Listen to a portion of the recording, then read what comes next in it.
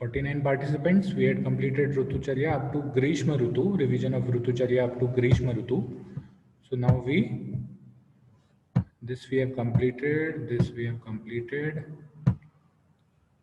this we have completed.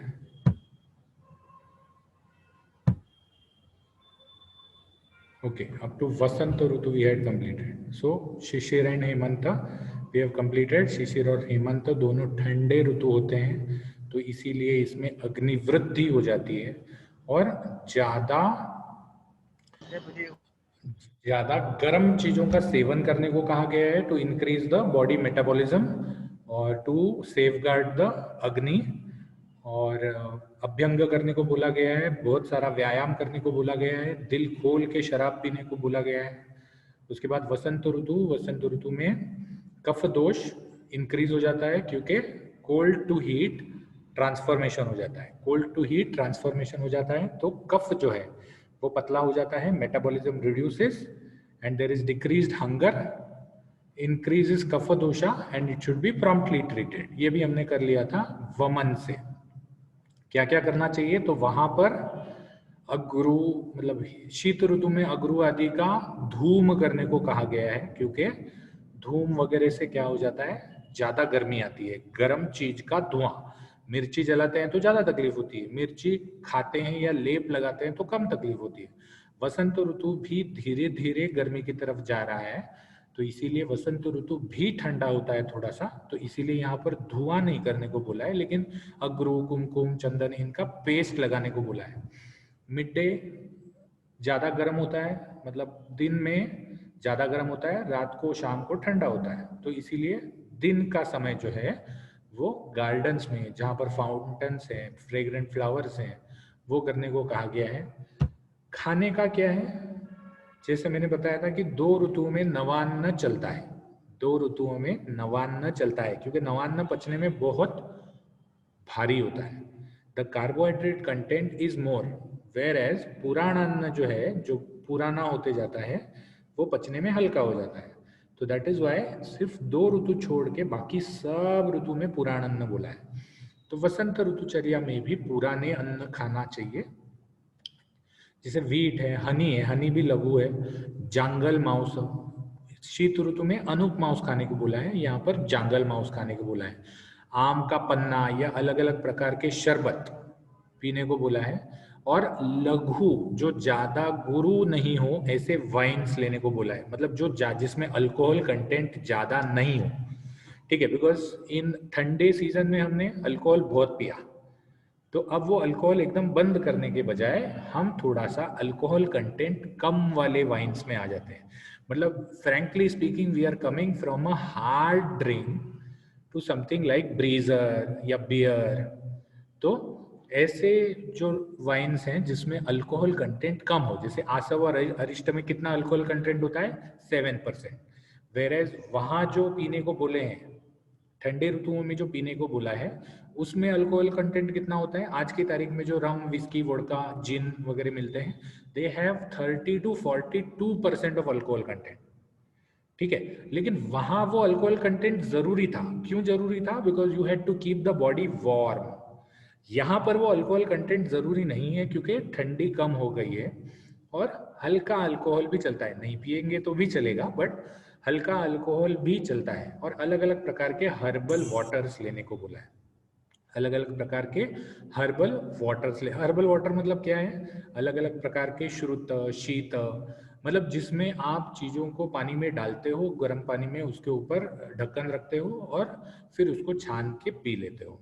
खाना क्या नहीं चाहिए, heavy oily cold sweet salty food नहीं खाना चाहिए, ये भी हमने उस दिन डिस्कस कर लिया था कि गुरु अन्न लेंगे तो कफ बढ़ जाएगा, स्निग्ध अन्न लेंगे, शीत अन्न लेंगे, मधुर अन्न लेंगे तो कफ बढ़ जाएगा, तो इसीलिए हमको ये सब चीजें नहीं खानी चाहिए।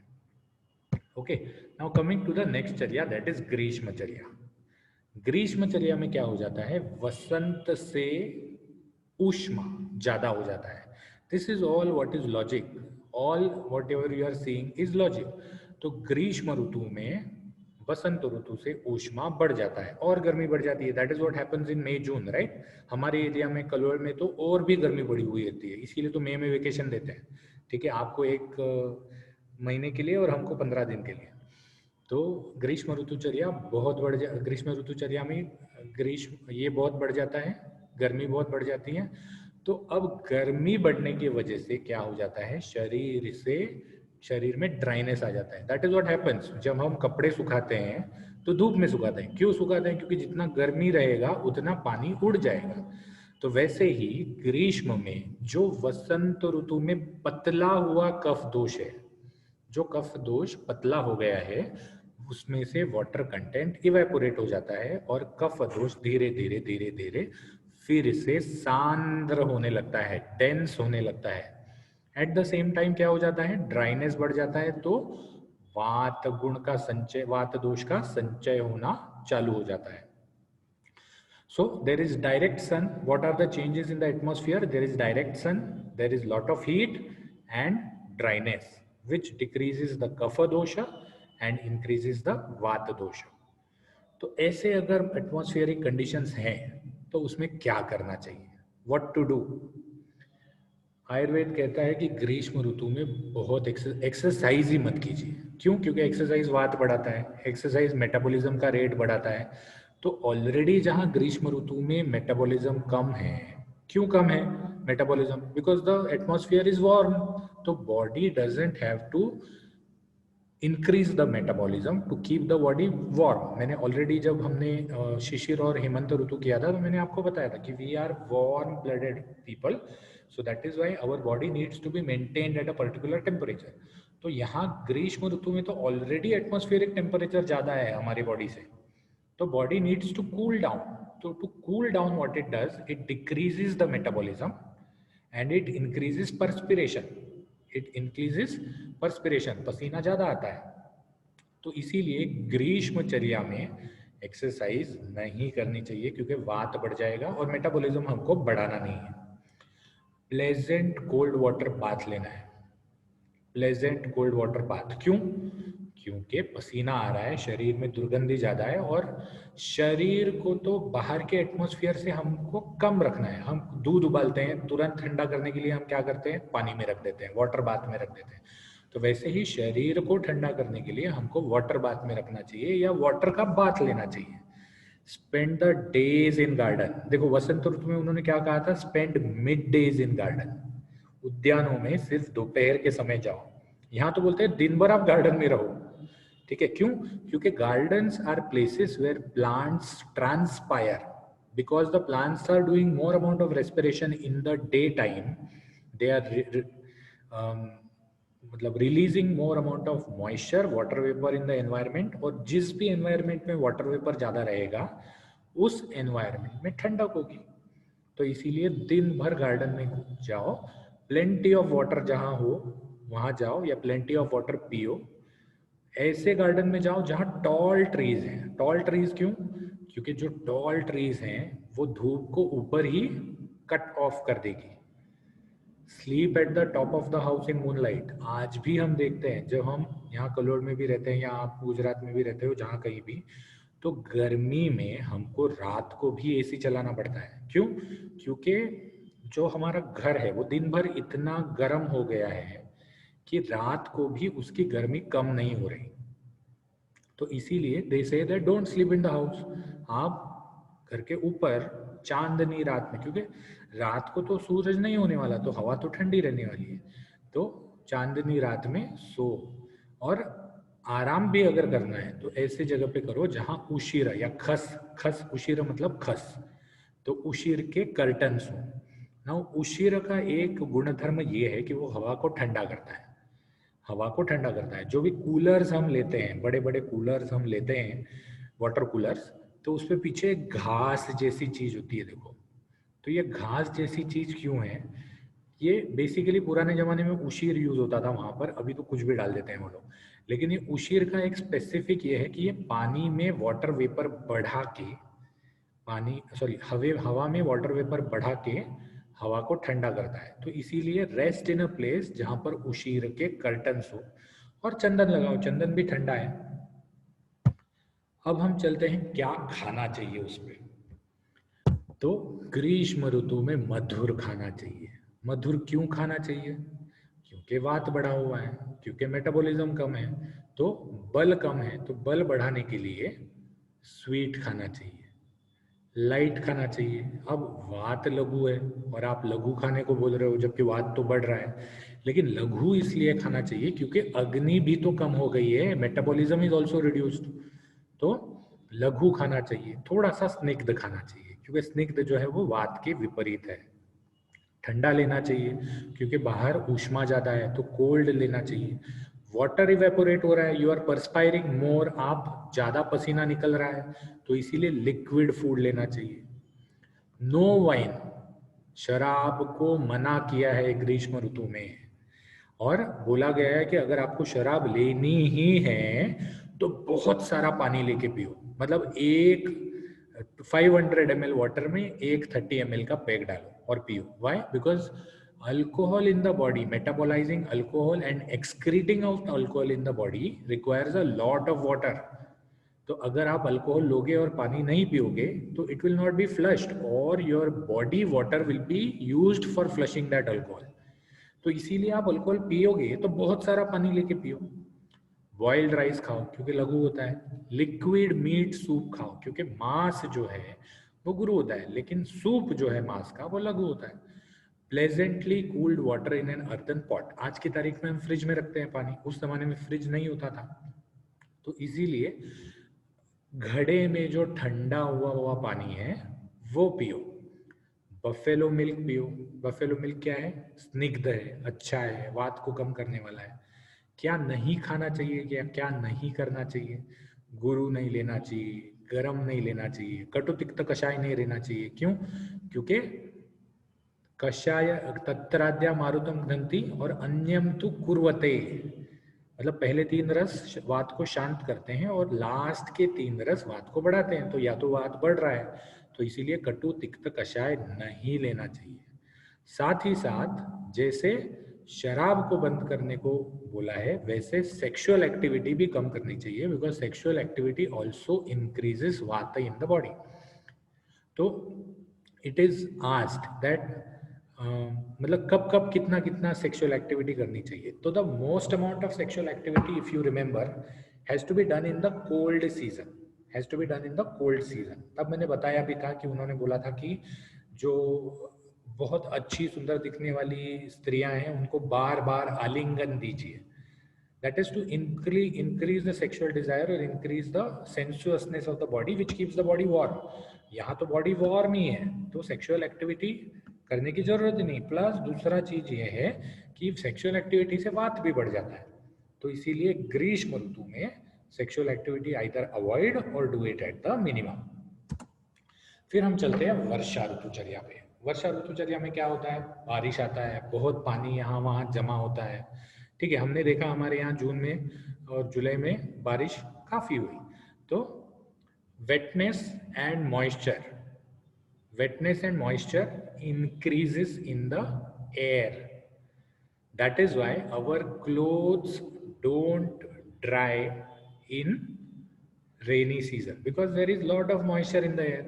तो wetness and moisture होता है, high wind, बहुत जोर जोर से हवा चलती है, कहीं कहीं तो स्नो भी गिर सकता है।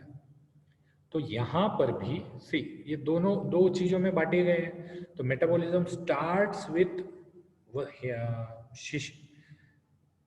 शिशिर ऋतु, जहां अपने चरम सीमा पे होता है। मेटाबॉलिज्म इज इन द चरण सीमा।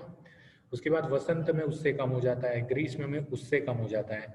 अब पहले वाला जो विसर्ग काल है वो हमने कवर कर लिया, अब आदान काल चालू हो गया।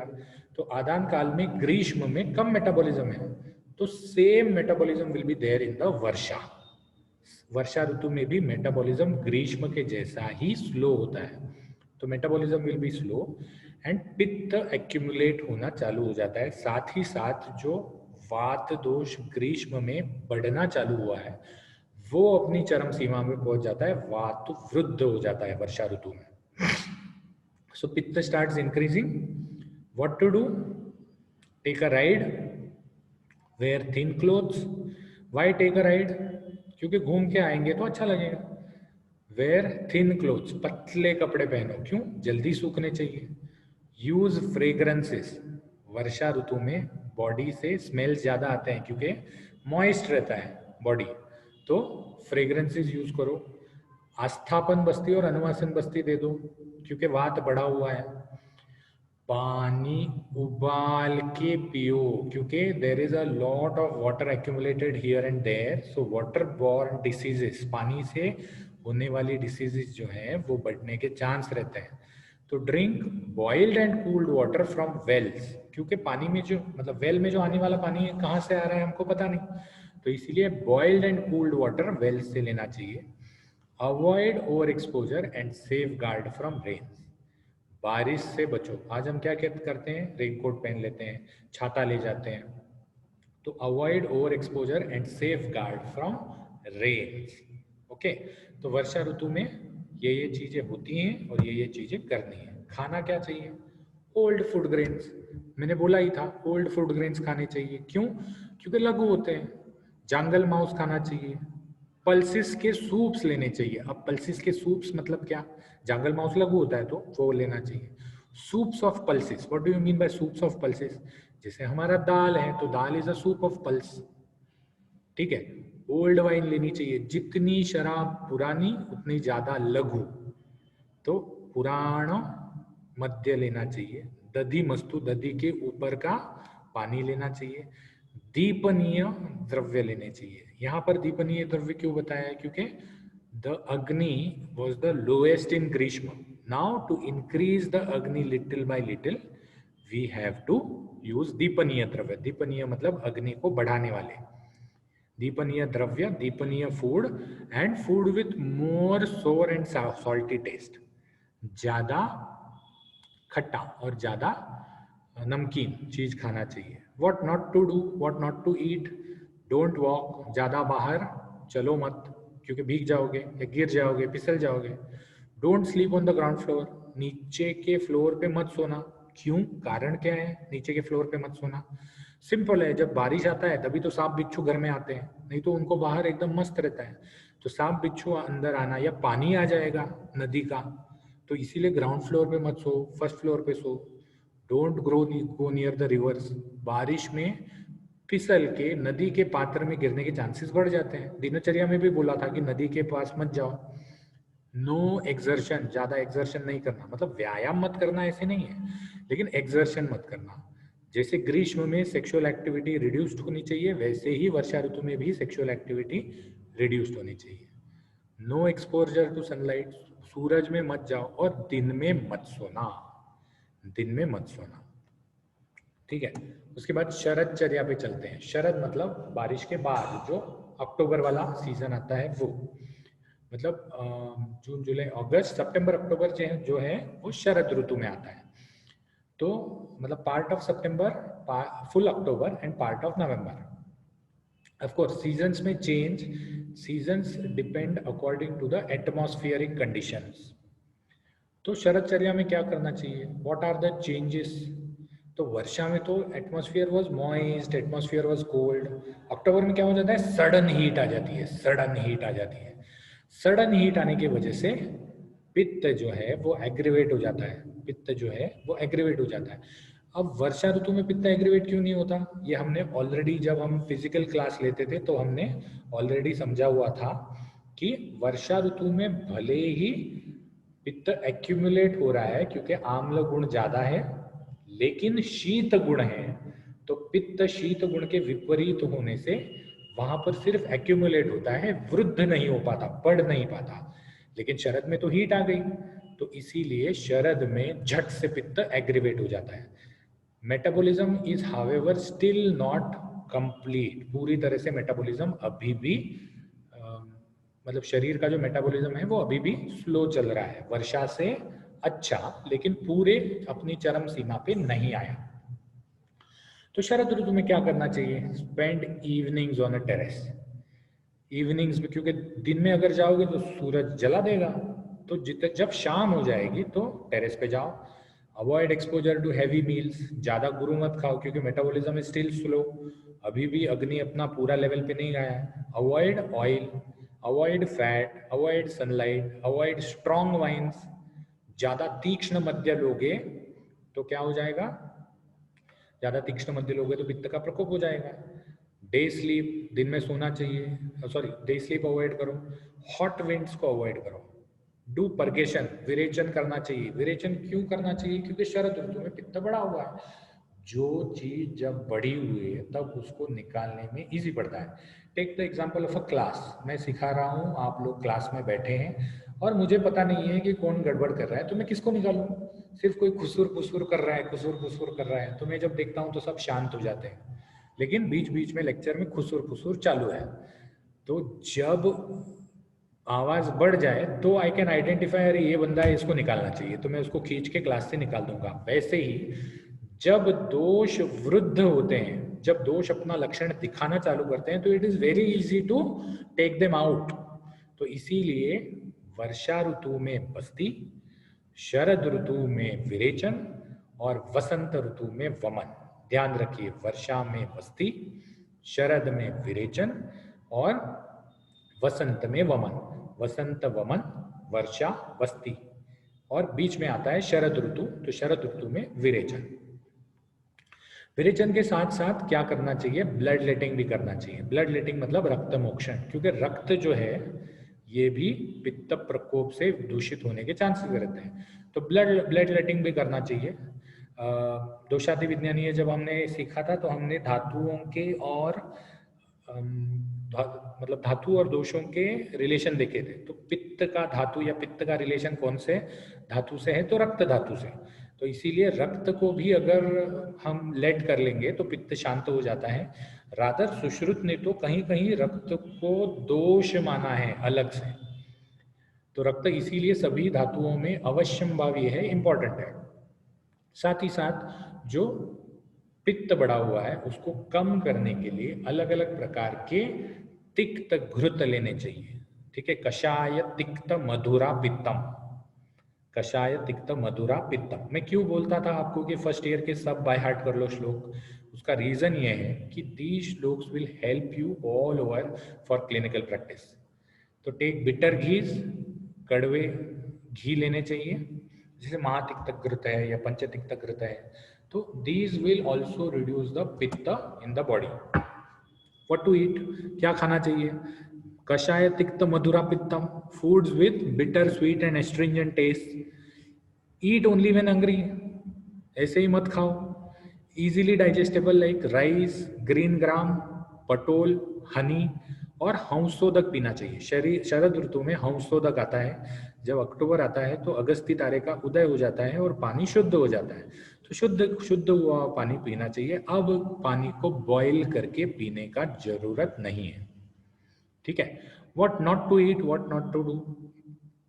हाँ, ये थोड़ा सा ये है, डोंट वॉक, बाहर मत घूमो ज्यादा, don't sleep on the ground floor क्योंकि गर्मी ज्यादा होगी। डोंट, ये मेरे ख्याल से गलती से पेस्ट हो गया है इससे।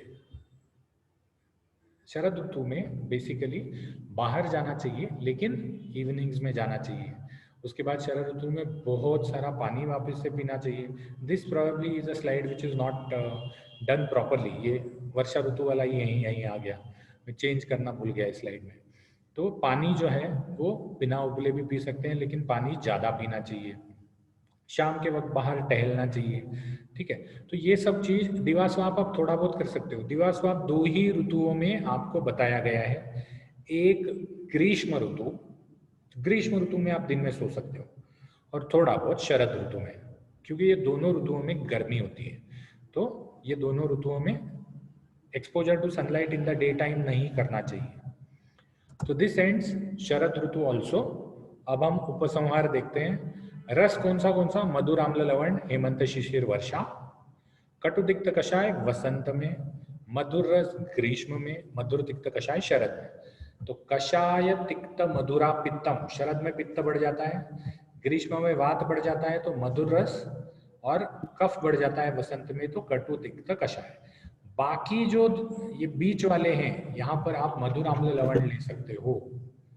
नाउ व्हाट इज अ ऋतु संधि? यहाँ इन्होंने एक कंसेप्ट बताया है ऋतु संधि। ऋतु संधि का मतलब क्या है? ये जो सीजन्स है, अब जैसे बारिश है, बारिश से वर्षा आती है, तो बारिश से जब वर्षा आती है तो ऐसा नहीं होता कि आज गर्मी रुक गई, मतलब वो स्विच नहीं होता कि जैसे पंखा चालू किया बंद किया। इवन पंखा भी चालू करके बंद करने में पंखा थोड़ा टाइम घूमता रहता है, but it is not like light, tube light, कि अभी मैंने स्विच दबाया प्रकाश आ गया, अभी मैंने स्विच बंद कर दिया अंधेरा हो गया। It is not like that. ऋतुएं जो हैं वो धीरे धीरे एक से दूसरे में बदलती है, ठीक है, मतलब बारिश जो है वो धीरे धीरे चालू होती है, तो वैसे ही ऋतुएं भी एक से दूसरे ऋतु में बदल देती है। तो आगे वाले ऋतु के पहले 7 दिन और पीछे वाले ऋतु के लास्ट के 7 दिन, इनको एक साथ करके ये ट्रांजिशन होता है, मतलब ग्रीष्म ऋतु के आखिरी 7 दिन और वर्षा ऋतु के पहले 7 दिन। इसमें जो एटमॉस्फेयर होगा, that atmosphere will be partially ग्रीष्म ऋतु एंड पार्शियली वर्षा ऋतु। तो ये जो 14 दिन का गैप है, इसको ऋतु संधि बोलते हैं। ऋतु संधि मतलब दो ऋतुओं का संधि, मिलाप। जैसे आपने संस्कृत में संधि प्रकरण सीखा होगा, तो जो दो चीजों का मिलाप है उसको ऋतु संधि बोलते हैं।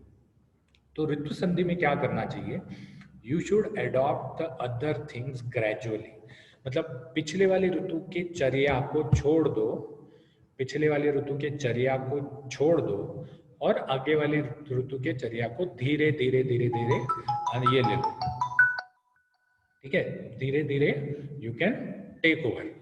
Now this are some points on how you are going to write the exam. कोई भी ऋतु पूछा जाता है, कोई भी ऋतु पूछा जाता है, तो these are some points on which how you are going to write the exam.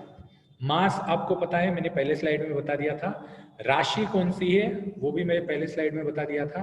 आदान काल है या विसर्ग काल है वो भी पहले स्लाइड में बता दिया था। इंग्लिश का मास, जो इंग्लिश का मास है जनवरी फरवरी, वो भी मैंने पहले स्लाइड में बता दिया था।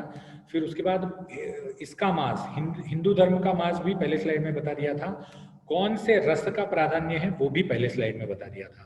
Changes as compare to previous, पुराने ऋतु में और इस ऋतु में क्या क्या चेंज है। जैसे ग्रीष्म ऋतु से वर्षा ऋतु ठंडा है, वर्षा ऋतु से शरद ऋतु गर्म है, तो ये चेंजेस आप लिख सकते हैं। अग्नि और दोष में क्या फर्क है, अग्नि मतलब मेटाबॉलिज्म, ये भी मैंने बीच बीच में हर स्लाइड में बताया था। सबसे अच्छी अग्नि कौन से ऋतुओं में रहती है, हेमंत और शिशिर। सबसे कम अग्नि कौन से ऋतुओं में रहती है, ग्रीष्म और वर्षा। और बीच के जो दो ऋतु हैं वहां पर मध्य बल अग्नि होती है। दोषों का चय प्रकोप प्रशम, चय प्रकोप प्रशम, तो ये याद रखिए कि ग्रीष्म में वात का चय चालू हो जाता है, उसके बाद हेमंत में शिशिर में कफ का चय चालू हो जाता है, और वर्षा में पित्त का चय चालू हो जाता है। तो उसके आगे वाले मास में प्रकोप होता है, उसके आगे वाले मास में प्रशम होता है। शरीर में क्या बदलता है वो भी मैंने बता दिया था। जैसे ग्रीष्म में गर्मी बढ़ जाती है तो पसीना जाना ज्यादा आने लगता है, या फिर शिशिर ऋतु में बाहर ठंडी बढ़ जाती है तो शरीर में अग्नि बढ़ जाती है, मेटाबॉलिज्म बढ़ जाता है, ठीक है। व्हाट टू ईट ये भी हर स्लाइड में लिखा हुआ है। व्हाट क्लोथ्स टू वेयर ये भी इंपॉर्टेंट है। जैसे शिशिर और हेमंत ऋतु में ज्यादा जाड़े कपड़े पहनने चाहिए, ग्रीष्म और वर्षा ऋतु में उन्होंने बोला है थिन कपड़े पहनने चाहिए। Where to sleep, ground floor पे, टेरेस पे, बीच में, ये भी है। अबाउट एक्सरसाइज, एक्सरसाइज कैसे करनी चाहिए, सबसे ज्यादा एक्सरसाइज ठंडे ऋतु में, सबसे कम एक्सरसाइज ग्रीष्म ऋतु में। Sexual activity is also like exercise, सबसे ज्यादा सेक्सुअल एक्टिविटी ठंडे ऋतु में, सबसे कम ग्रीष्म ऋतु में, ग्रीष्म और वर्षा में। शराब कैसे पीनी चाहिए, सबसे ज्यादा ठंडे ऋतु में। तो exercise, sexual activity and wine are all correlated. Any other thing which is specific ये भी आप लिख सकते हैं। एंड कौन सा पंचकर्म प्रोसीजर करना चाहिए, तो पंचकर्म प्रोसीजर्स आर 3: वमन, विरेचन, वस्ती। वस्ती इन वर्षा ऋतु, विरेचन इन शरद ऋतु एंड वमन इन वसंत ऋतु, ठीक है। So this is where we end the lecture today. यहाँ पर ऋतुचर्या का रिवीजन जो है आपने एक बार फिजिकल क्लास में सीखा है, और ऋतुचर्या का रिवीजन यहाँ पर हमने खत्म कर दिया। अब अगली बार अगला अध्याय का रिवीजन करेंगे। Thank you so much for attending the lecture. Now we will take the attendance for today's lecture.